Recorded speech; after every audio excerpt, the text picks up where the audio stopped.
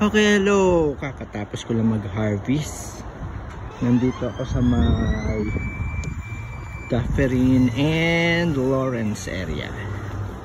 So ikot-ikot tayo sa may Dufferin and Lawrence bago ako bumalik sa duty ko. Lakad-lakad. Maaraw. Wala namang snow. Ito yung mga dati pang umagsak na snow. Maganda maglakad sa paligid.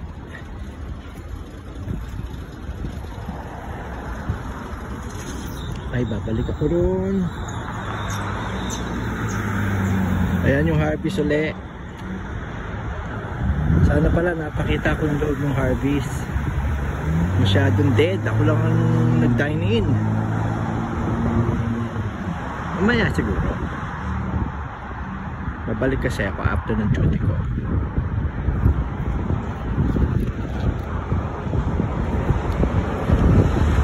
Okay, may Toyota trucks.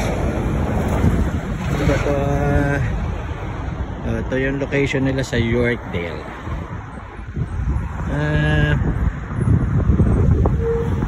Walang Tim Hortons sa paligid.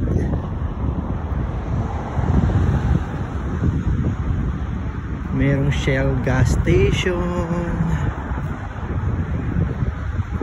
Ito madadaanan ko. Yan na Shell. Yung intersection na to ay okay naman. Busy na hindi dangerous yung intersection. So babalik ako dito 2 days from now. Ito pala. Ay. Oh yan, kita nyo, ayan yung bus stop, Lawrence Avenue West. Wala pa yung bus. Ito pala yung driver.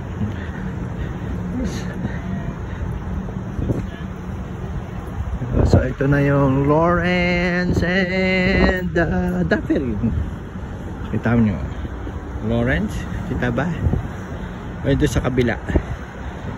Ayun o, yung tinutumpok ng traffic light na green light.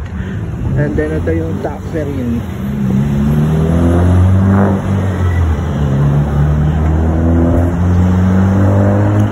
Lalakad ako rin sa may school area. Lawrence and Dufferin. Lakad ako doon.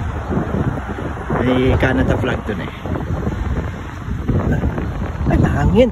Ayan.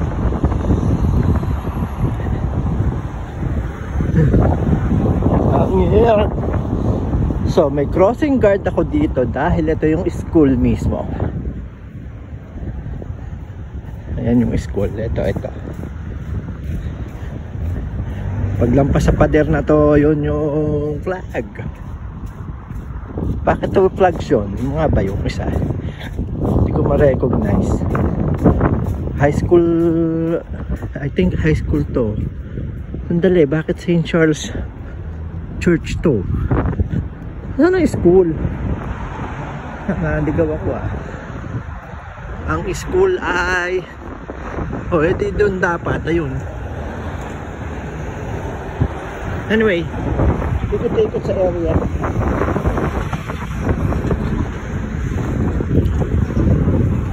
Okay, babalik ako sa sidewalk. Yun yung fire truck. Yun yung Toronto fire truck. Ayan yung TTC bus stop. Ay, bus stop. TTC bus. So, isa pang TTC bus. Eh, ayokong maglakad doon ulit. Nilalamig ako.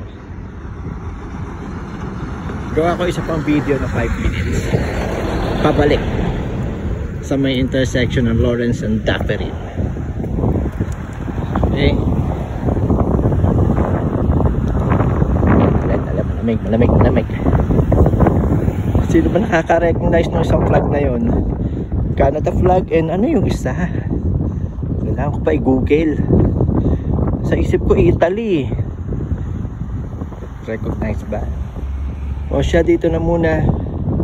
End ko na sa Maomi Burger King. Okay.